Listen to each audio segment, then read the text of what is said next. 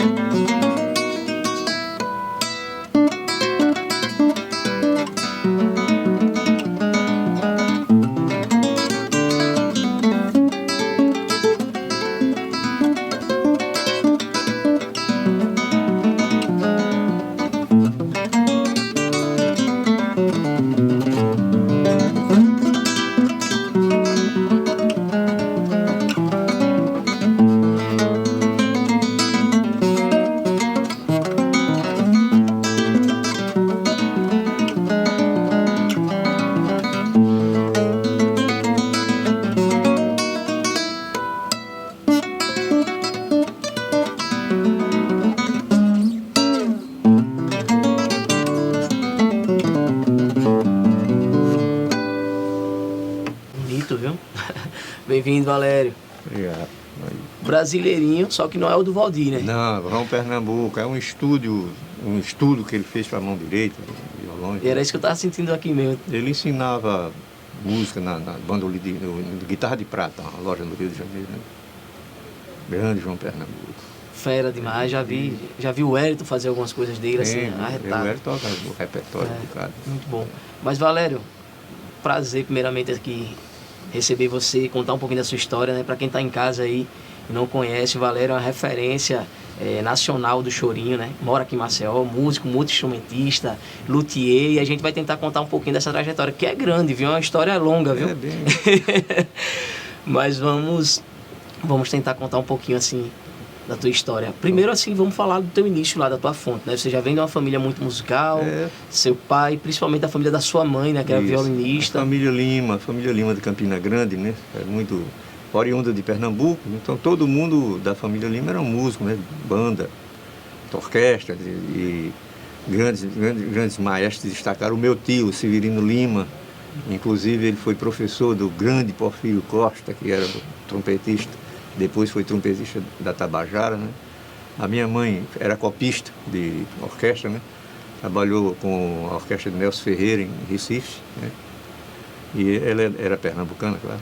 Depois foi radicado em Campina Grande, e a família Lima veio toda de Pernambuco para Cabaceiras, na Paraíba, e depois compraram um terreno imenso em Campina Grande, na rua que a gente chama de Índios Cariris, e lá formou-se a família Lima e os músicos, muitos músicos. Parque Lima, que era um parque de diversão, e terminou com a minha irmã. Isso aí já faz muitos anos, né? E o resto da trajetória é a banda de música Epitácio Pessoa, onde eu fui aluno do maestro Nilo Lima. Meu primeiro instrumento musical foi o saxofone, sax tenor. Depois optei pelo cavaquinho, violão, flauta, e o que aparecia a gente ia tocando, né? Dos 18 irmãos, 3 se destacaram mais com música, assim. No caso, Bilio, Chiquinho. Aliás, nós tínhamos um conjunto lá em Campina Grande que a gente chamava os originais, né? Não eram os originais do samba do Rio de Janeiro, mas foi anterior a eles, mas era uma turma que a gente se reunia para brincar o carnaval, né?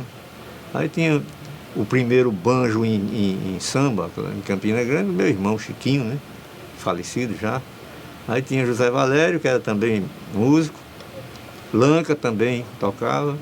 E Marco, também já falecido. Né? Bilil era de outra turma, o ramo do Bilil era mais forró. Forró. É um grande forrozeiro lá na Paraíba. Ele era cantor, compositor e intérprete.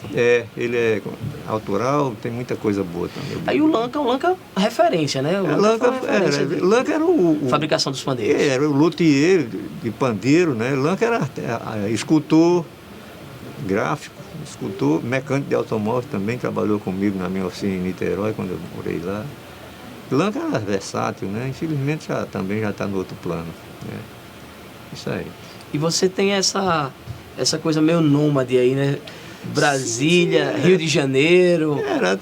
Eu saí da Paraíba, fui para o Rio de Janeiro. A minha irmã era irmã de um colégio lá na rua Miguel de Fis, de Icaraí, onde eu fiquei hospedado. E para me virar lá, vender mariola de trem da Central, né? Da Central a Madureira, pregão até o fim, né? Baleiro, bala, aquilo ali, tudo bem. Né? E fazendo sempre contato com os músicos, né? Que eu era muito curioso. Onde tinha uma roda eu ia chegando, molequinho, né? Aí ficava ali, pedia para dar uma canja, eu ficava, esse moleque toca nada, tudo bem, aí fazia, fui me entrosando. E fiz muitas amizades na música no Rio de Janeiro, naqueles buracos, naquela época você entrava em qualquer lugar, não tinha problema que tem hoje, né? Era o violão, cavaquinho, e nas rodas de choro, pandeiro também, nas rodas de choro. Conheci muito músico, o Jonas, na turma de Niterói, né? O Jonas da Silva, o Bolão, que era um violonista também. Carlinhos Sete Cordas, que foi morar em Brasília também. Por acaso, eu conheci o Carlinhos em Niterói, lá em Brasília a gente se cruzou e ninguém lembrava. Que a gente fazia roda lá no Fonseca. E não lembrava nem que já se conhecia, né? No Fonseca. Mas, rapaz, você não é o Carlinhos. O Carlinhos também trabalhou no Bandolim de Ouro há alguns tempos. Aí, quando se encontra em Brasília, ninguém lembrava. Rapaz, a turma do Fonseca. Aí, rapaz, é mesmo. Ademar Nunes, grande violonista, né? O Joel, não o Joel Nascimento, o seu Joel de Niterói. O Cidinho, que era um grande cavaquinista de Niterói. Essa turma toda a gente fazia muita reunião, né? Da turma da velha guarda mesmo. Velha guarda velha mesmo. E quando você chegou em Brasília, você teve grandes parceiros como Pernambuco, Alencar? Em Brasília eu cheguei logo em Brasília, a primeira vez que eu fui a Brasília foi em 66. Né? Aquele poeirão violento lá, não tinha nada em Brasília. Mesmo assim ainda consegui me entrosar com alguns músicos, tinha 90% do funcionalismo era do Carioca, no Rio de Janeiro, transferido pelas autarquias, ministério e tudo. E dentre os quais os grandes músicos que trabalhavam no Rio de Janeiro, alguns deles foram parar em Brasília, como o Bide da flauta, que fez parte dos Oito Batutas, do Velha Guarda, do Pixinguinha, né? Tocou a Venda de Castro, que era um citarista, também foi parar em Brasília. Pernambuco do Pandeiro, que foi com a Orquestra da Rádio Nacional para Brasília, né? E assim a gente foi se entrosando novamente e montando uma turma para tocar na noite, né? E lá vocês fundaram o Clube do Choro. Quer dizer que você também é um dos fundadores do Clube do Choro. Aí já foi em 77, já foi na minha segunda vez que eu fui a Brasília, né? Eu já casado, aí nós fundamos lá, reunião, eu tocava num bar da noite, camisa listada, e certa noite chega o Celso Cruz, grande clarinetista, e Pernambuco do Pandeiro, pra gente, ele conversando a respeito de fundar o Clube do Choro. Eu digo, eu topo, coisa boa. Na residência da professora Odete Dias, grande flautista, francesa, né? A mais brasileira das francesas, Odete, toca chorinho muito bem, gravamos junto algumas músicas, né? E a reunião na casa da Odete, né? 77, por aí. Aí foi o embrião do Clube do Choro. A primeira reunião contou com a presença de Avena de Castro, Valdir Azevedo, Pernambuco, Celso Cruz, Odete, eu, o Hamilton Costa, que era o parceiro do Valdir Azevedo em muita música, e também o Mildinho, que foi zabumbeiro de Luiz Gonzaga, também ritmista, trabalhava no Senado, fui naquela leva do pessoal de Luiz Gonzaga. Quando a gente encontrou uma vez lá, ele disse, Mildinho me deixou meu conjunto para vir ficar rico em Brasília. Aí ele não ficou rico e o meu conjunto ficou pobre. O Luiz Gonzaga tem essas tiradas também. Isso aí. Ah, legal, cara. E mais na frente você também foi um dos fundadores do Clube do Samba, antes do João, né? O Clube do Samba foi o Carlos Elias. Que iniciou em Brasília, no caso. O Carlos Elias era do Itamaraty e era compositor da Portela. daquela turma do Candeia, o próprio Paulinho, quando ia a Brasília, de vez em quando se encontrava.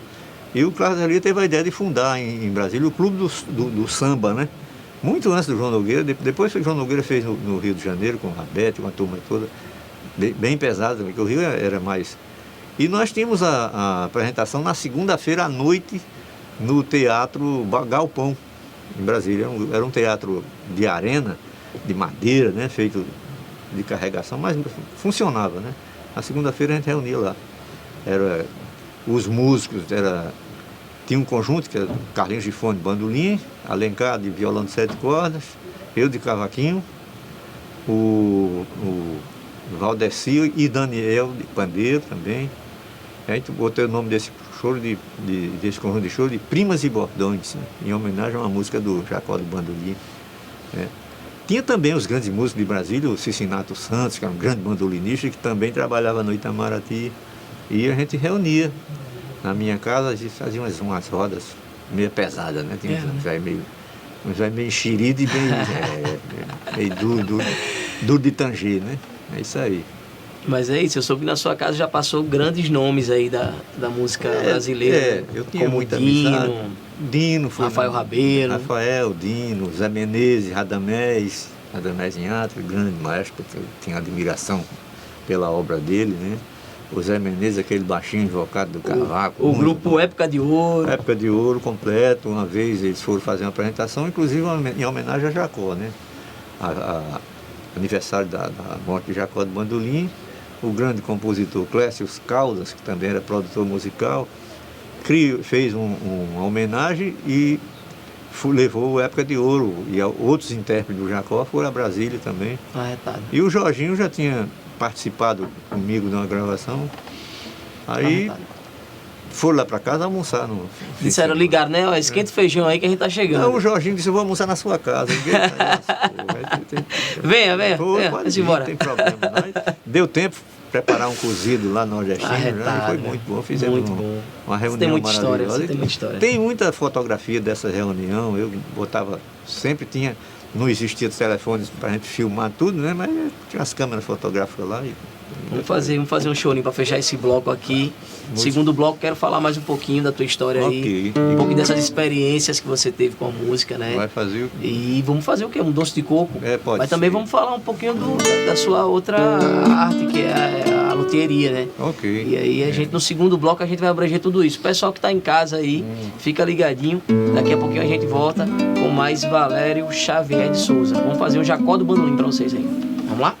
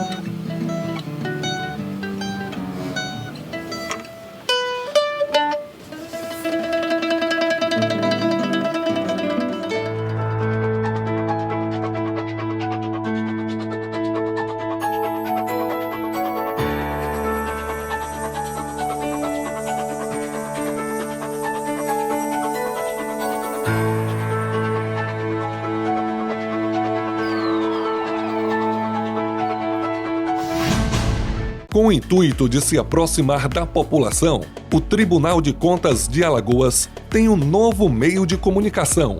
Em parceria com a Rádio Senado Brasília, lançamos a Rádio Senado Cidadã Alagoas FM 105,5. De segunda a sexta, a partir das 9 horas da manhã, entra no ar a programação local, com informações sobre o Tribunal de Contas, Alagoas, Brasil e o mundo. Todas as quintas-feiras tem um programa de entrevista Cidadã Informal, com a apresentação de Geraldo Câmara e Valtenor Leôncio. Nos outros dias da semana, você fica com Marisa Lira e Fábio Novaes no programa Cidadã Musical. Sintonize agora mesmo no seu rádio 105,5 e fique por dentro de todas as informações com credibilidade e ouça músicas de qualidade.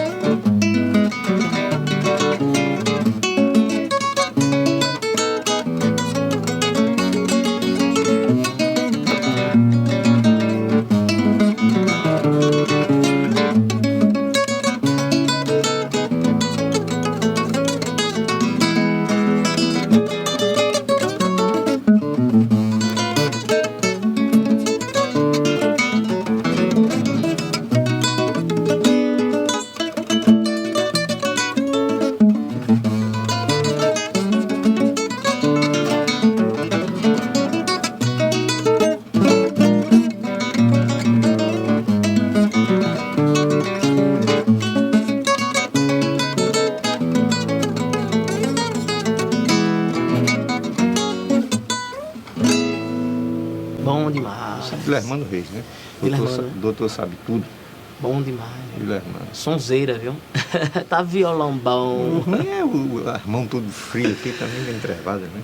É, nesse frio atrapalha um pouquinho, é verdade. Atrapalha é verdade. um pouco. Como atrapalha a afinação também, né? Também, a gente fica olhando aqui, o vento bate. Não sou nem o João Gilberto, não, mas o João Gilberto tinha razão sobre o ar-condicionado em cima do instrumento. Né?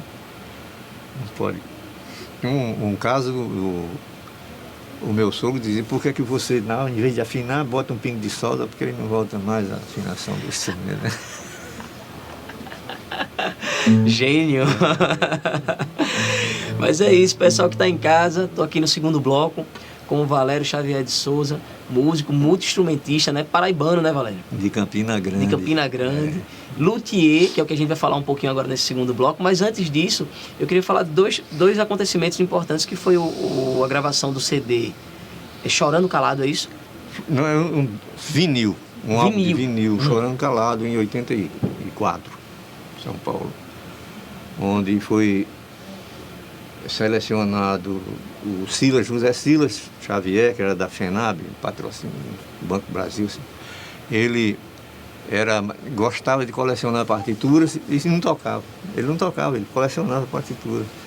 E resolveu tirar do baú aquilo ali, porque estava guardado aquilo ali. E através de patrocínio conseguimos fazer uma seleção de umas 30 músicas mais ou menos, a maior parte inéditas, e onde se gravou o long play Chorando Calado 1, né?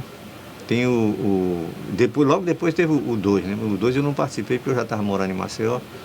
O Chorando Calado 1 abrangeu o repertório desde Pixinguinha, Ernesto Nazaré, Chiquinha Gonzaga, Irineu Batista, muita gente desconhecida, da velha guarda, né? Nelson Álvares. E os músicos eram Odete, Alencar, Valério, Reco do Bandolim, Jonas Cavaquinho, que era do Época de Ouro, e Jorginho do Pandeiro, também do Época de Ouro. E fizemos esse disco muito...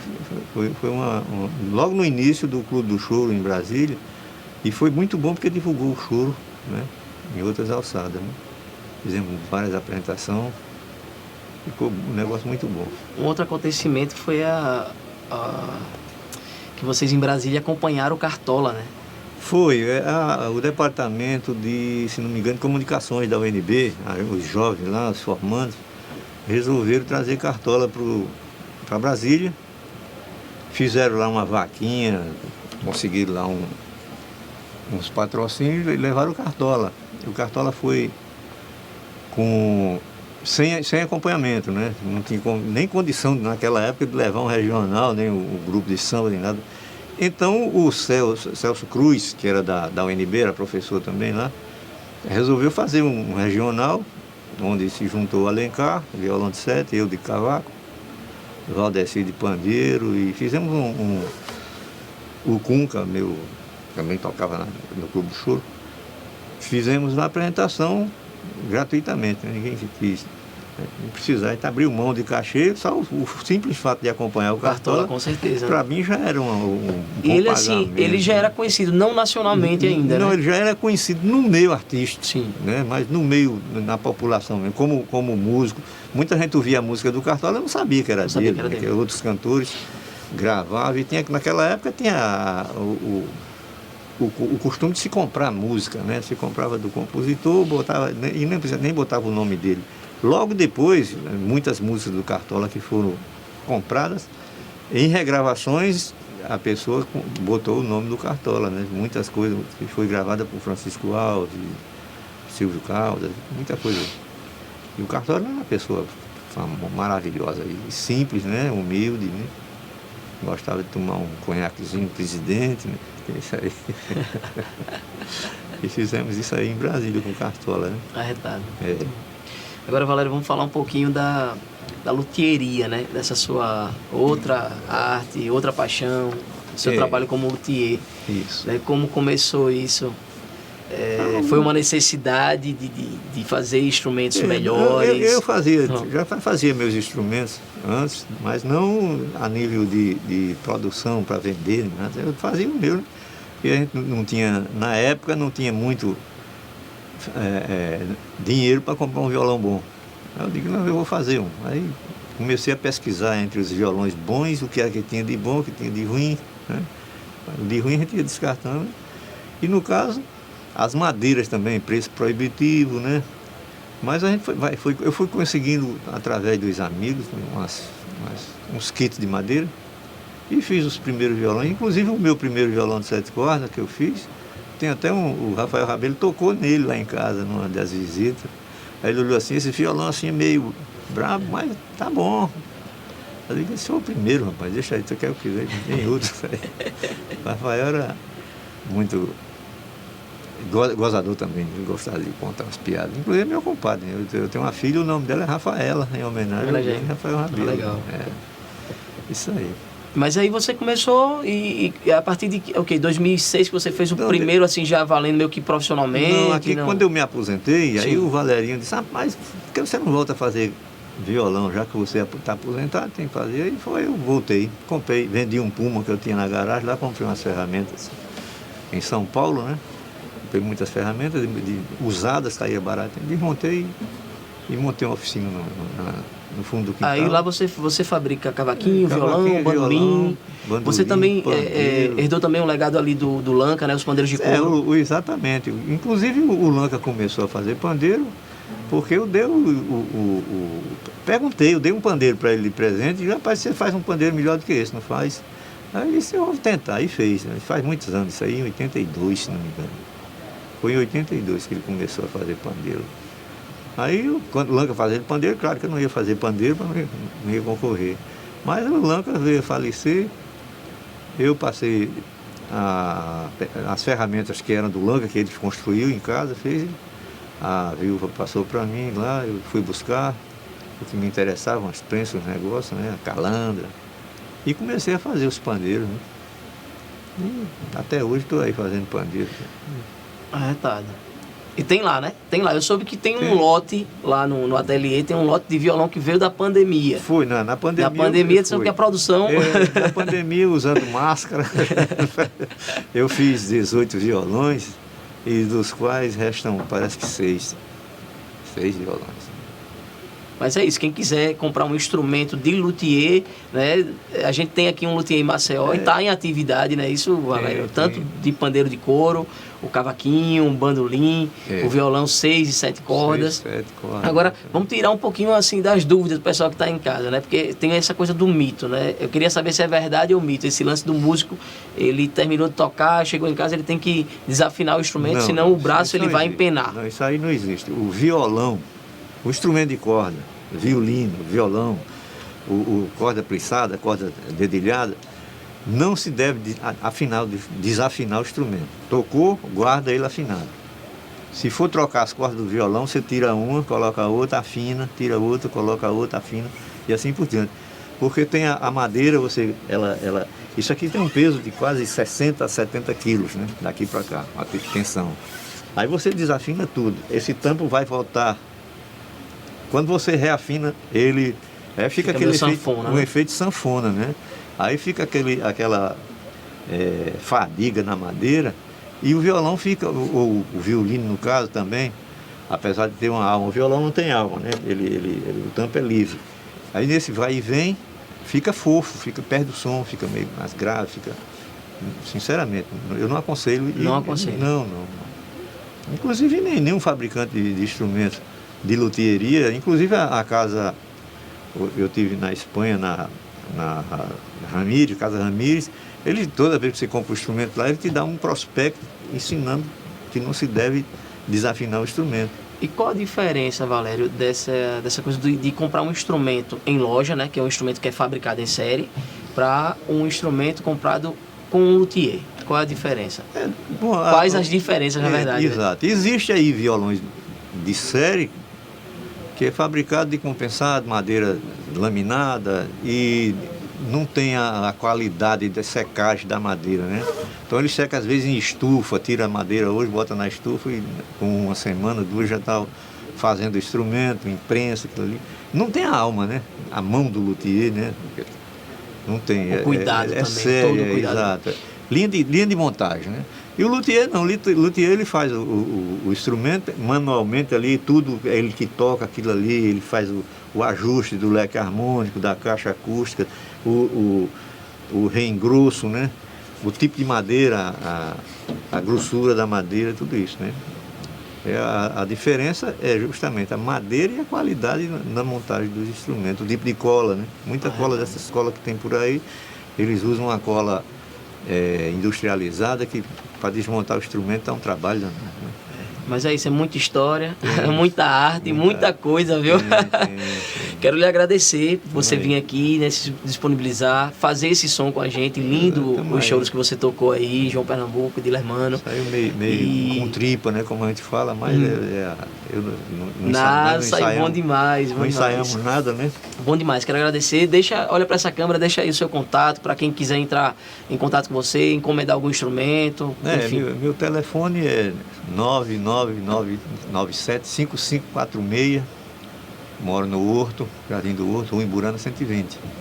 E estou à disposição. Tem o WhatsApp, tem o Facebook também. É só entrar em contato que eu respondo na maneira do possível. Tem as dedeiras também que eu fabrico para a turma de violonista de 7 cordas, que eles tocam violão de aço, né? Eu agora estou tocando sem dedeira porque no estúdio não precisa de dedeira de aço, esse material.